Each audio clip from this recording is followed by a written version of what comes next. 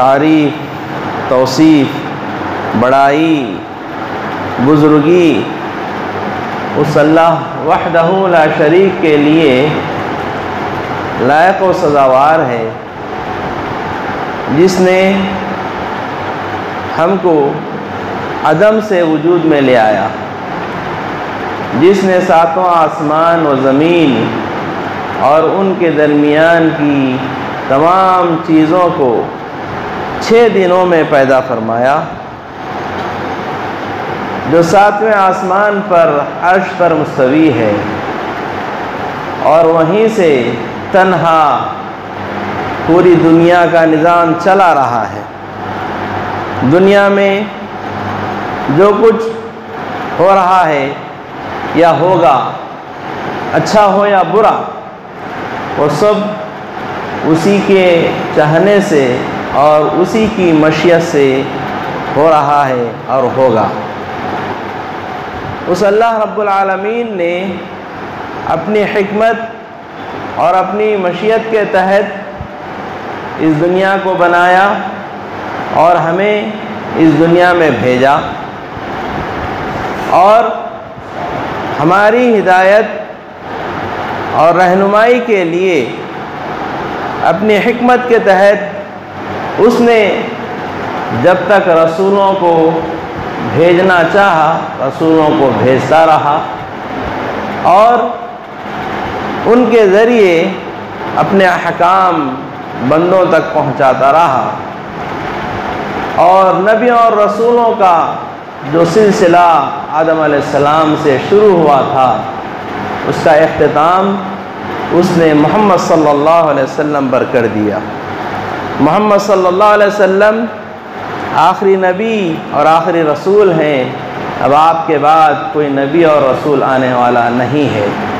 अल्लाह रब्बुल आलमीन अपने तमाम नबियों और रसूलों पर अनगिनत और बेइंतहा दरूद व सलाम नाज़िल फरमाए, खुसूसन मोहम्मद मुस्तफ़ा सल्लल्लाहु अलैहि वसल्लम पर, कि आपके ज़रिए अल्लाह रब्बुल आलमीन ने दीन इस्लाम, जो कि अल्लाह का पसंदीदा दीन है, जो गालिब होने वाला दीन है, जो कभी मग़लूब नहीं हो सकता, लोग उसे मग़लूब करने की लाख कोशिश कर लें।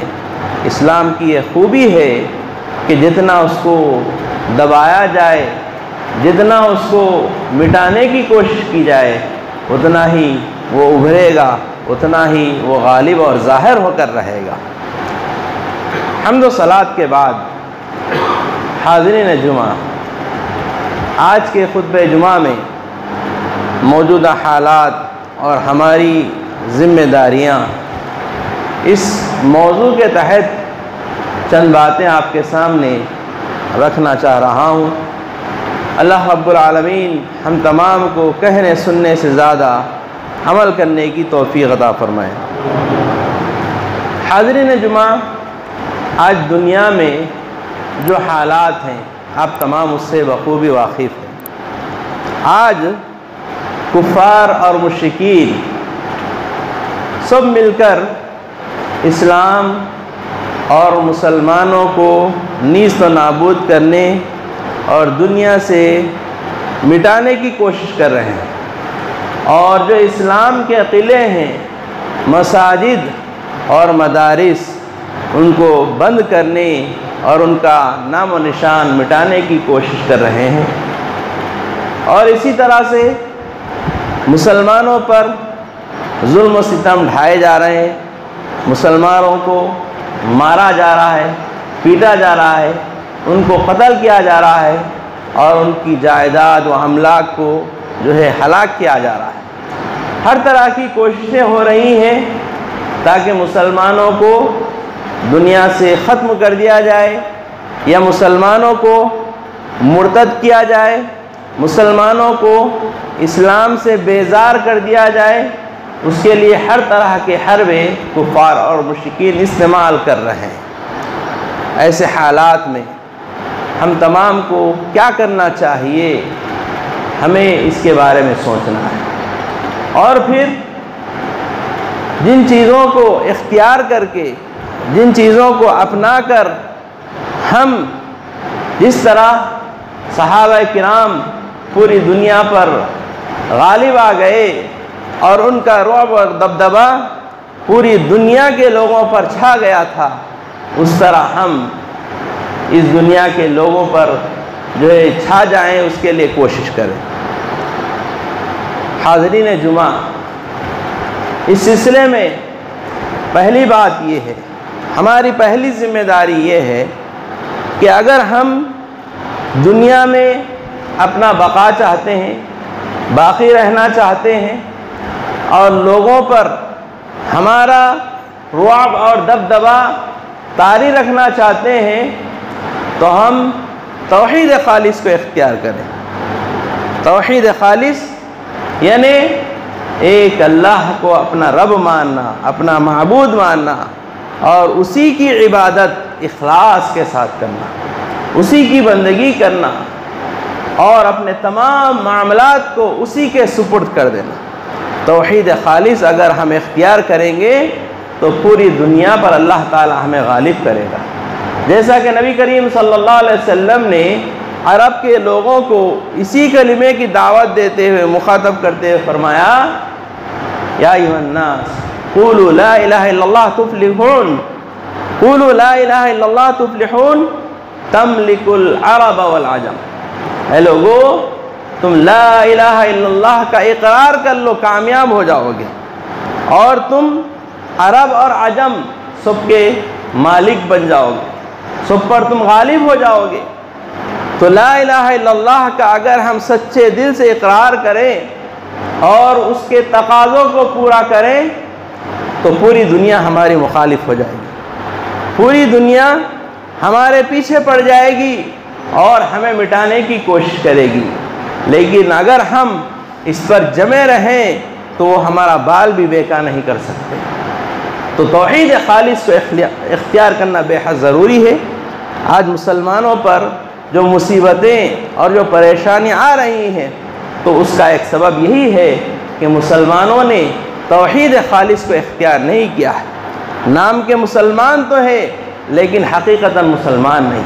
कहने को मुसलमान है, देखिए कैसे कैसे आमाल मुसलमान अंजाम दे रहे हैं, शिरकिया और बिदअती कामों में मुब्तला है, गैरुल्लाह को हाजत रवा मुश्किल कुशा समझ रहे हैं, जाकर औलिया और सालिहीन की क़ब्रों पर सजदे कर रहे हैं और उनके लिए नज़र नियाज कर रहे हैं, उन पर चढ़ावे चढ़ा रहे हैं, उनको हाजत रवा मुश्किल कुशा समझ रहे हैं। तो ये तौहीद खालिस के ख़िलाफ़ है। जब तक मुसलमान इन चीज़ों से बाज नहीं आएंगे, अल्लाह ताला ऐसे मुसलमानों की मदद नहीं करेगा। तो सबसे पहला काम ये है कि हम तौहीद खालिस को इख्तियार करें और साथ ही साथ इसी तौहीद खालिस की दावत हम पूरी दुनिया के लोगों को दें। अगर हम इसकी दावत देना छोड़ देंगे तो लोग हमारे दुश्मन बन जाएंगे। और आज यही हो रहा है कि हमने दावत दीन का फरीज़ा छोड़ दिया है। गैर मुस्लिमीन को इस्लाम का पैगाम हम नहीं पहुंचा रहे हैं, इस वजह से वो हमसे नफ़रत कर रहे हैं और हमारे ख़िलाफ़ गलत किस्म के प्रोपेगेंडे कर रहे हैं और हमें बदनाम करने की कोशिश कर रहे हैं। तौहीद खालिस की दावत देना बेहद ज़रूरी है, वरना कुफ़ार और मुश्रिकीन हमेशा हमारे दुश्मन रहेंगे। और दूसरी बात ये है, दूसरी ज़िम्मेदारी ये है कि हम अपने तमाम मामलात में, इबादात में और तमाम मामलात में इखलास को अपनाएं।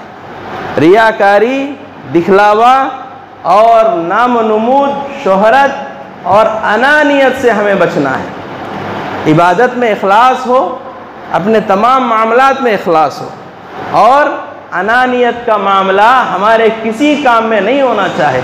मैं जो कहता हूँ वही सही है, दूसरे जो कहते हैं वो सही नहीं है, मेरी चलना, मेरी लोग सुनना, ऐसा मामला कभी नहीं होना चाहिए। ऐसा करने से हम जो है लोगों को सही पैगाम नहीं पहुंचाएंगे और अनानियत की वजह से लोगों में आपस में दुश्मनियां और अदावत पैदा होगी। अगर इखलास है तो उसके समरात हम दुनिया में ही देख लेंगे। देखिए नबी करीम सल्लल्लाहु अलैहि वसल्लम ने तौहीद की दावत को इखलास से दिया तो चंद ही सालों में लोग मुसलमान होते गए और इस्लाम जो है जहाँ से आपको निकाला गया वहाँ पर कायम हुआ। मक्का को बुतों से पाक किया गया और पूरे अरब में इस्लाम फैल गया। ये इखलास का नतीजा है। तो इखलास को अगर हम इख्तियार करेंगे तो उसके समरात दुनिया में ही अल्लाह ताला ज़ाहिर करेगा। लेकिन अगर हमारी नीयतों में फुतूर है, हम इखलास से नेक अमल नहीं कर रहे हैं बल्कि अपने नाम के लिए कर रहे हैं और अना के लिए कर रहे हैं, तो अनानियत पर मबनी अमल पायदार नहीं होगा और जो अना को इख्तियार करते हैं अल्लाह ताला उन्हें दुनिया में रुसवा और ज़लील कर देगा। तो इखलास को हम अपनाएं, रियाकारी से बचें, अनानियत से बचें। और तीसरी हमारी ज़िम्मेदारी ये है कि हम इल्म हासिल करें। इल्म कौन सा इल्म? दुनियावी इल्म नहीं जिसकी बुनियाद पर लोग आसमानों तक पहुंच रहे हैं और चांद और सितारों तक जाने का दावा कर रहे हैं, लेकिन अल्लाह की मारिफत नहीं। ये इल्म नहीं बल्कि इल्म से मुराद इल्म दीन है, जो अंबिया किराम की मीरास है, अंबिया किराम का तरीक़ा है, जिसको अगर हम इख्तियार करेंगे, जिसको अपनाएंगे तो हम वारिसीन अंबिया कहलाएंगे, वारिसीन अंबिया कहलाएंगे। और जो अंबिया के वारिस होंगे अल्लाह ताला उन्हें दुनिया में भी मुअज़्ज़ज़ रखेगा और आखिरत में भी मुअज़्ज़ज़ रखेगा। तो हम इल्म दीन हासिल करें। इल्म दीन में सबसे पहले कुरान का इल्म हम हासिल करें, कुरान को सीखें, उसको समझें और उसकी तालीमात पर अमल करें, उसकी रोज़ाना तिलावत करें। नबी करीम सल्लल्लाहु अलैहि वसल्लम ने बयान फरमाया, खैरुकुम मन तअल्लमल कुरान व अल्लमहु, तुम में सबसे बेहतरीन वो है जो कुरान को सीखे और उसे दूसरों को सिखाए। आज हम अपने बच्चों को दुनियावी उलूम सिखाने के लिए लाखों रुपये खर्च कर रहे हैं, पैसा बेदरीग बहा रहे हैं, खर्च कर रहे हैं ताकि हमारा बच्चा इंजीनियर बन जाए, हमारा बच्चा डॉक्टर बन जाए, हमारा बच्चा दुनियावी एतबार से कामयाब कहलाए। उसके लिए पैसा भी लगा रहे हैं, वक्त भी लगा रहे हैं। लेकिन दीन के मामले में देखें, कुरान को सिखाने के मामले में देखें तो हम पैसा खर्च करने में भी सोचते हैं, वक्त देने में भी सोचते हैं। दुनियावी उलूम के लिए अपने बच्चों को ट्यूशन लगाते हैं, अपने बच्चों को ट्यूशन के लिए भेजते हैं दूसरों के घरों पर और पैसे की परवाह नहीं करते हैं। लेकिन दीन का मामला है, कुरान सिखाने वाले को फीस जो देते हैं 100 रुपये 200 रुपये, महीना भर मेहनत की जाती है कुरान सिखाने के लिए और उसको हम देते हैं 100 रुपये 200 रुपये। यही हमारे पास कुरान की कदर है कि कुरान सिखाने वाले को इस कदर जो है कम फीस देते हैं, वही दुनियावी उलूम सिखाने वाले के लिए हज़ारों रुपये हम खर्च करने से पीछे नहीं हटते। तो ये हमारा कुरान से कैसा ताल्लुक़ है हमें सोचना चाहिए। तो बहरहाल कुरान को सीखने वाला, सिखाने वाला सबसे बेहतरीन है। और अगर हम कुरान को सीखेंगे, समझेंगे, उसकी तालीमात को इख्तियार करेंगे, अपनाएंगे, कुरान की तालीमात को लोगों में आम करेंगे तो अल्लाह ताला हमें दुनिया में मुअज़्ज़ज़ रखेगा, दुनिया में इज़्ज़त देगा। नबी करीम सल्लल्लाहु अलैहि वसल्लम ने इरशाद फरमाया, इन्नल्लाह यरफ़उ बिहाज़ल किताबि अक़वामन व यज़उ बिही आख़रीन। अल्लाह ताला इस किताब के ज़रिए यानी कुरान के ज़रिए बाज़ लोगों को बुलंद करेगा, उनके मर्तबे और मुकाम को ऊंचा करेगा, दुनिया में उन्हें मुअज़्ज़ज़ बना देगा, लोगों में उनकी कदर की जाएगी। और बाज़ ऐसे लोग होंगे जिन्हें अल्लाह ताला रुस्वा कर देगा, ज़लील कर देगा, नीचा कर देगा। तो अल्लाह ताला किन लोगों को ऊंचा करेगा, किन लोगों का मकाम और मर्तबा बुलंद करेगा? उन लोगों का मकाम और मर्तबा बुलंद करेगा जो कुरान को पढ़ते हैं, उसको समझते हैं और उसमें जिन चीज़ों को हलाल किया गया है उसको इख्तियार करते हैं, और जिनको हराम किया गया, जिनसे रोका गया, मना किया गया, उनसे वो इज्तनाब करते हैं, ऐसे लोगों को अल्लाह ताला दुनिया में इज़्ज़त और मुकाम अता करता है। और जो कुरान से अपना ताल्लुक़ तोड़े हुए हैं और जो कुरान को ना पढ़ते हैं, ना सीखते हैं, ना समझते हैं, ना उसकी तालीमात पर अमल करते हैं, ऐसे लोगों को अल्लाह ताला दुनिया में रुस्वा और जलील कर देगा। लिहाजा हम दुनियावी उलूम के मुकाबले में दीनी उलूम को तरजीह दें, दीनी उलूम को सीखें, उसको समझें। कुरान के साथ साथ हदीस का इल्म भी हासिल करना हमारे लिए बेहद ज़रूरी है, क्योंकि कुरान की तफसीर हदीस है।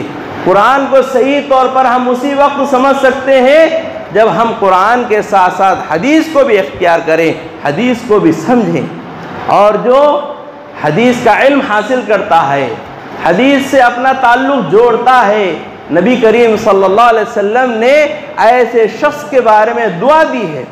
आप सल्लल्लाहु अलैहि वसल्लम ने फरमाया, नज़्ज़र अल्लाहु इम्रान समिअ मक़ालती फ़वआहा वअद्दाहा हैथु बलगा, कि अल्लाह ताला उस शख्स को तरोताज़ा रखे, उस शख्स को खुश व खुर्रम रखे जो मेरी हदीस को सुने, उसे याद करे, उस पर अमल करे और उसको दूसरों तक पहुँचाए। तो जो हदीस को सुनता है, सीखता है, समझता है और हदीस को लोगों में आम करता है, नबी करीम सल्लल्लाहु अलैहि वसल्लम ने ऐसे शख्स के बारे में दुआ दी है। तो कुरान और हदीस से हम ताल्लुक़ जोड़ लेंगे तो अल्लाह ताला दुनिया में हमें इज़्ज़त अता करेगा, और कुरान और हदीस को हम छोड़ देंगे तो अल्लाह ताला दुनिया में रुस्वा और जलील कर देगा। और चौथी ज़िम्मेदारी ये है कि हम इल्म और अहले इल्म की कदर करें, अहले इल्म की कदर करें, उनकी इज़्ज़त करें। वो किताब व सुन्नत की तालीमात को आम करने की जो कोशिश कर रहे हैं, हम उसमें उनका साथ दें।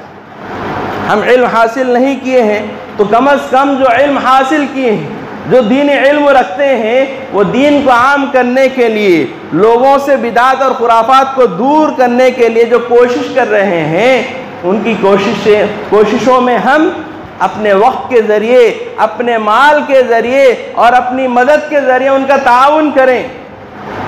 और अगर उनसे किसी तरह की गलती सरजद हो जाए तो उनके दुश्मन न बने, उनकी मुखालफत पर ना अड़े, बल्कि हम उनकी गलतियों को दरगुजर करें, नज़रअंदाज करें और उनका साथ देते रहें। हज़रात, आज दुनिया से अहले इल्म उठाए जा रहे हैं, बड़े बड़े उलमा इंतकाल कर रहे हैं। देखिए शेख मुकीम फैज़ी रहमहुल्लाह, जो जमात के एक मजबूत जो है एक जमात के कायद रहे हैं, बहुत सा काम उन्होंने अंजाम दिया है, वो इंतकाल कर चुके हैं। इसी तरह से दक्तूर ज़ियाउर रहमान आज़मी, इनके बारे में आपको सुनकर ताज्जुब होगा कि ये एक गैर मुस्लिम थे, बरहमन घराने से ताल्लुक़ रखने वाले। उन्होंने इस्लाम कबूल किया, इस्लाम कबूल करने के बाद इल्म दीन उन्होंने हासिल किया। इस इल्म दीन की बुनियाद पर देखिए उन्हें कितना ऊंचा मुकाम और मर्तबा हासिल हुआ कि वो मदीना मुनव्वरा में गए, जामिया इस्लामिया में उन्होंने तालीम हासिल की, और इसी तरह से जामिया उम्मुल कुरा में उन्होंने तालीम हासिल की। उस बुनियाद पर वो सऊदी अरब में उन्हें इस कदर ऊंचा मुकाम हासिल हुआ कि राब्ता आलम इस्लामी के एक बड़े कारकुन बन गए। उसके अलावा मदीना मुनव्वरा की जो जामिया इस्लामिया यूनिवर्सिटी है, उसमें 25 साल तक वो तदरीसी खिदमत अंजाम देते रहे। इससे भी बड़ा काम ये है कि उन्होंने सही अहादीस को एक किताबी शक्ल में जमा किया। जब उनके सामने ये बात आई कि कुरान से तो हम डायरेक्ट इस्तिफ़ादा करते हैं, एक सही किताब है, उसमें किसी को शक नहीं, लेकिन जब हदीस का मामला आए तो उसमें सही और ज़ईफ़ का मामला होता है। तो लोग कौन सी हदीस सही है, कौन सी हदीस ज़ईफ़ है, उलझन में पड़ जाते हैं। तो उन्होंने एक ऐसा कारनामा अंजाम दिया कि पहली सदी से लेकर 5वीं सदी तक जितनी भी हदीस की किताबें लिखी गई उन तमाम अहादीस को उन्होंने पढ़ा, उसकी तहकीक की और तकरीबन 170 हदीस की किताबों को लेकर उसमें जितनी भी सही रिवायात हैं उन्हें एक किताबी शक्ल में जमा कर दिया, जो 12 जिल्दों में आज छप चुकी है और हाल ही में वो भी इंतकाल कर चुके हैं। अल्लाह ताला इन तमाम की मग़फ़िरत फरमाए। और हिंदुस्तान में दावती काम से जुड़े हुए हमारे उस्ताद शेख रियाज मूसा मलेबारी रहमहुल्लाह, वो भी चंद दिन पहले इंतकाल कर दिए। इस तरह से और भी बहुत से उलमा जो दीन से जुड़े रहे, दीन के लिए उन्होंने कोशिशें की, इंतकाल कर रहे हैं। और इल्म का उठाया जाना ये क़ियामत की निशानियों में से एक निशानी है। नबी करीम सल्लल्लाहु अलैहि वसल्लम ने इरशाद फरमाया कि इन्नल्लाह ला यक़बिज़ुल इल्म इंतिज़ान, अल्लाह ताला इल्म को लोगों के दिलों से खींच कर नहीं निकालेगा, वलाकिन यक़बिज़ुहु बिक़ब्ज़िल उलमा, बल्कि वो उलमा को वफ़ात देकर इल्म को ख़त्म करेगा। तो जब इस तरह दीन का काम करने वाले उलमा दुनिया से रुखसत हो रहे हैं तो उन्होंने जो कोशिशें की उस तरह की कोशिश करना किसकी जिम्मेदारी है? आज हमारी जिम्मेदारी बनती है कि हम इल्म से अपना ताल्लुक़ जोड़ें, अपने बच्चों को दीन इल्म से आरास्ता करने की कोशिश करें, मदारिस में उन्हें दाखिल करें, दीनी तालीम उन्हें दिलाएं, ताकि इन्होंने जो कारनामे अंजाम दिए हैं उस तरह के कारनामे हमारे बच्चे आगे अंजाम दें। वरना इल्म की कमी ये लोगों के लिए खसारे का बाइस बनेगा। नबी करीम सल्लल्लाहु अलैहि वसल्लम ने इरशाद फरमाया कि क़ियामत से पहले इल्म कम हो जाएगा और उलमा उठा लिए जाएंगे, तो उस वक्त जो है लोग जाहिल किस्म के लोगों को अपना हुक्मरान बना लेंगे, अपना सरदार बना लेंगे, अपना पेशवा बना लेंगे, मुफ्ती बना लेंगे। वो जो है बग़ैर इल्म के फतवा देंगे, खुद गुमराह होंगे और दूसरे लोगों को भी गुमराह करेंगे। तो इल्म हम खुद हासिल करें, अहले इल्म की कदर करें और जिस कदर मुमकिन हो हम उनका माली एतबार से, वक्त के एतबार से, हर तरह से ताउन करते रहें। और छठी बात यह है कि हम जो मुसीबतें आ रही हैं, जो परेशानियां आ रही हैं, उसके असबाब को तलाश करें कि हम पर मुसीबतें क्यों आ रही हैं, परेशानियां क्यों आ रही हैं। अल्लाह रब्बुल आलमीन ने कुरान करीम में इरशाद फरमाया कि अल्लाह ताला अहले इल्म को, अल्लाह ताला ईमान वालों को आजमाएगा। अहसिबन्नासु अन युतरकू अन यक़ूलू आमन्ना वहुम ला युफ्तनून, क्या लोग ये समझ बैठे हैं कि उन्होंने कहा कि हम ईमान ले आए, छोड़ दिए जाएंगे और उन्हें आजमाया नहीं जाएगा। ईमान वालों को, जो ईमान के साथ अमल सालेह करते हैं, ईमान के साथ वो अल्लाह ताला की इताअत और फरमाबरदारी करते हैं, अल्लाह ताला उनको भी आजमाएगा। और जो ईमान लाने के साथ अमल सालेह नहीं करते हैं, बदआमालियों में मुब्तला हैं, अल्लाह ताला उन्हें भी आजमाएगा। तो जो ईमान के साथ अमल सालेह कर रहे हैं उन पर मुसीबतें आ रही हैं तो समझ लें कि उनके लिए एक इब्तिला है, आजमाइश है, जिसके ज़रिए अल्लाह ताला उनके दर्जात को बुलंद करेगा। लेकिन जो ईमान तो ले आए, अमल सालेह नहीं कर रहे हैं और उस बुनियाद पर उन पर मुसीबतें आ रही हैं, तो ये उनके बदआमालियों की सज़ा है। अल्लाह रब्बुल आलमीन ने इरशाद फरमाया वमा असाबकुम मिन मुसीबतिन फबिमा कसबत अयदीकुम, तुम पर जो भी मुसीबतें, जो भी तकलीफ़ आती है वो तुम्हारे करतूत का नतीजा है, वो तुम्हारी बदआमालियों की सज़ा है। तो अल्लाह ताला गुनाहों की सज़ा दुनिया में भी लोगों को देता है और आखिरत में भी देता है। तो हम पर मुसीबतें आ रही हैं तो ये हमारी बदआमालियों की सज़ा हो सकती है, तो हम अपनी बदआमालियों को छोड़ें। और आज हमारे रिश्तेदार, आइज़ा व अक़ारिब में बहुत से लोग इंतकाल कर रहे हैं। उनके इंतकाल और उनकी मौत की ख़बर से हम इबरत हासिल करें कि आज वो इस दुनिया से रुखसत हो चुके हैं, इस दुनिया से कूच कर चुके हैं, कल हमें भी जाना है। तो हम ऐसे हालात को देखकर अपनी इस्लाह कर लें, अपनी बदआमालियों से बाज आ जाएं, हम इताअत की तरफ जुड़ जाएं, अल्लाह ताला की तरफ राग़िब हो जाएं, नेक आमाल कसरत से करें, बदआमालियों से अपने आप को बचाएं। अगर हम ऐसे हालात को देखकर भी नहीं सुधरेंगे तो जान लीजिए कि मुसीबतें इससे बढ़कर आ सकती। अब जो मुसीबतें कुफ़ार और मुश्रिकीन की जानिब से आ रही हैं ये कुछ नहीं है, इससे बढ़कर भी मुसीबतें आएंगी। जैसा कि पहले लोगों पर आई थी कि उन्हें काटा गया, आरियों से चीरा गया, जलाया गया, हर तरह की तकलीफें दी गई। ऐसे हालात तो हम पर नहीं आए हैं, लेकिन अगर हम नहीं सुधरेंगे, इस्लाह नहीं करेंगे, तो कोई बाईद नहीं कि ऐसे हालात हम पर भी तारी हैं। तो बदआमालियों से हम अपने आप को बचाएं, इज्तनाब करें। और इसी तरह से हमारी एक जिम्मेदारी ये भी है कि हम जुल्म से बचें। जुल्म उसका मतलब ये है कि हम जिस चीज़ को जहाँ पर रखना है वहाँ ना रखें, बल्कि किसी और जगह रखें। जुल्म 3 तरह का होता है, एक जुल्म अल्लाह के मामले में, और एक जुल्म खुद अपने आप पर, और तीसरा जुल्म दूसरों पर। अल्लाह के मामले में जुल्म ये है कि हम अल्लाह ताला की इबादत करने के बजाय किसी और की इबादत करें, या अल्लाह ताला की इबादत में किसी को शरीक करें। शिर्क करना यह जुल्म है, इस जुल्म से हमें बचना है। अपने आप पर जुल्म यह है कि हम गुनाह करें, हराम कामों को इख्तियार करें, हलाल को छोड़ें, इताअत को छोड़कर जो मासियत को इख्तियार करें, यह अपने आप पर जुल्म करना है।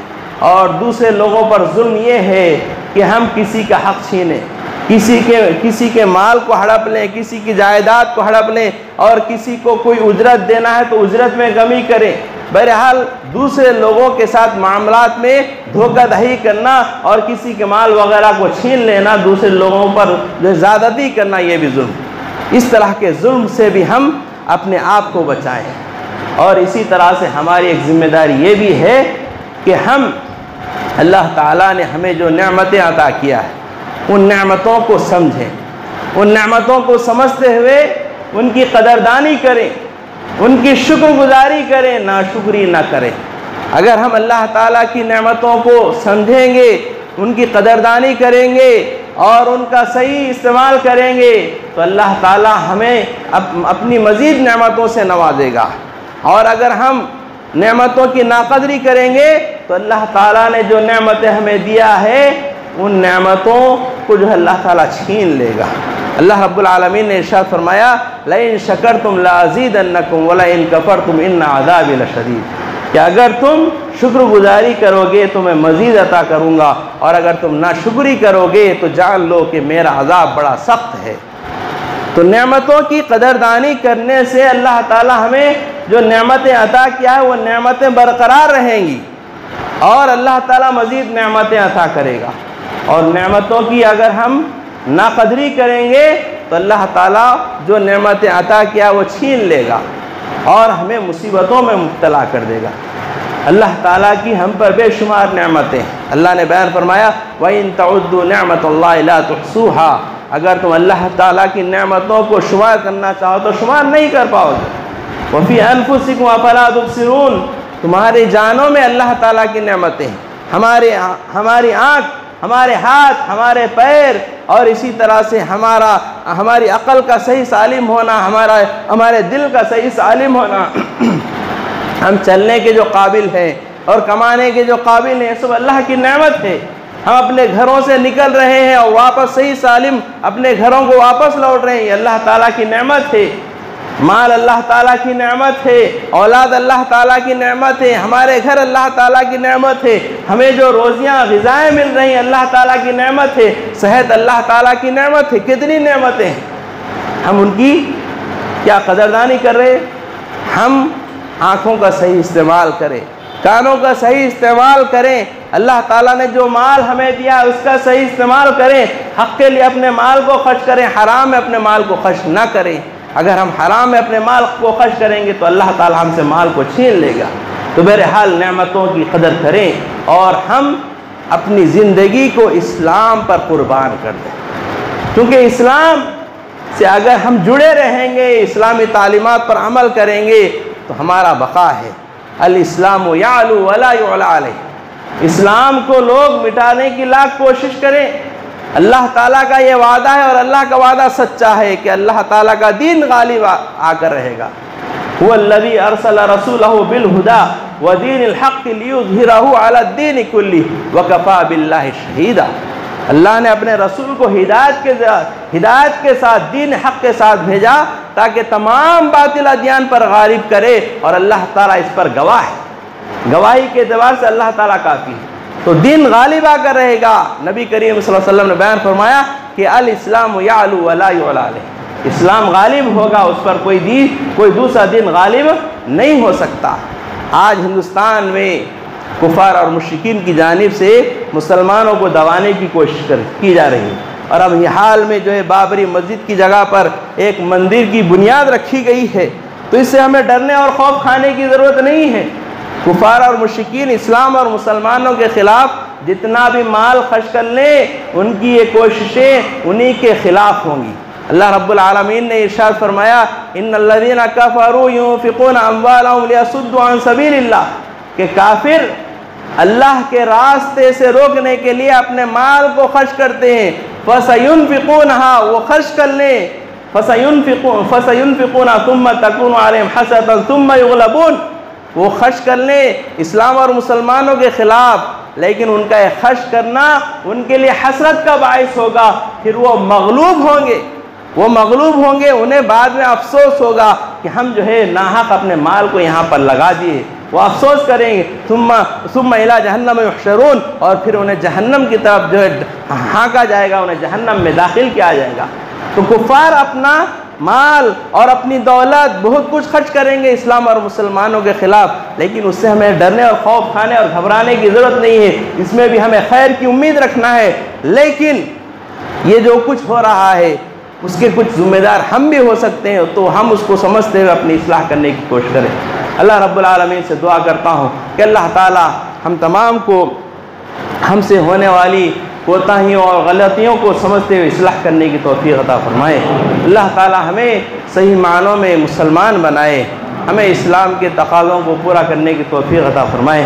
अल्लाह ताला हमें खालिस अल्लाह ताला ही की इबादत और बंदगी करने की तौफीक अता फरमाए। रियाकारी और दिखलावे से अल्लाह हम तमाम को बचाए और महफूज रखे। अल्लाह ताला हमें अपने आप को इल्म दीन के लिए क़ुरबान करने की तौफीक अता फरमाए। अल्लाह ताला इल्म दीन हासिल करने की हम तमाम को तौफीक अता फरमाए। अल्लाह हमें अपने बच्चों को दीन इल्म से आरास्ता करने की तौफीक अता फरमाए।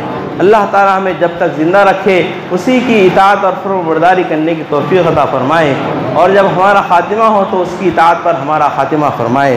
अल्लाह हम तमाम को अपनी मौत से पहले सच्ची तौबा करने की तौफीक अता फरमाए। आमीन व आखिर दावाना अल्हम्दुलिल्लाहि रब्बिल आलमीन।